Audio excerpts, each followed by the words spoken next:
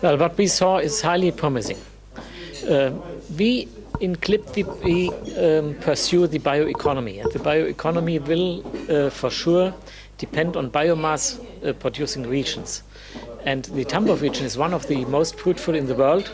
We learned that 20% of Russia's black soil is here in the Tambov region, and I think there's a lot of potential to produce not only food here, vegetables and potatoes and wheat and fruits, but also feedstock for industrial purposes.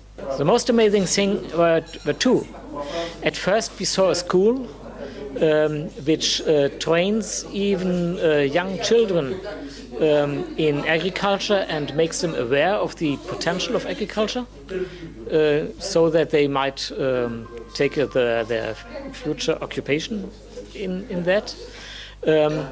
And the next amazing thing for me was to learn how many companies here really invest in modern technologies, in storing and producing agricultural products. Well, the bioeconomy, which I mentioned in the beginning, is a global issue.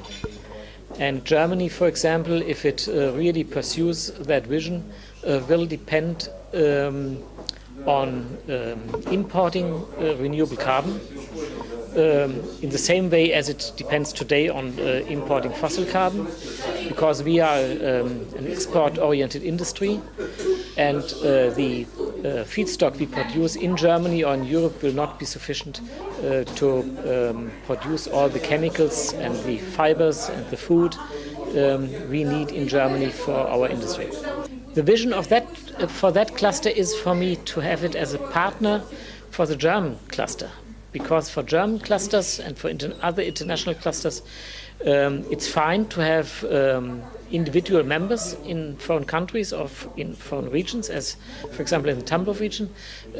But for us, it's much more important as a cluster to have another cluster as a point of contact. The success of that trip and that fact-finding mission here to Tambov depended to a big share on the willingness of the people to share with us their experience, and not only that, to share with us their way of life, their hospitality, the meals.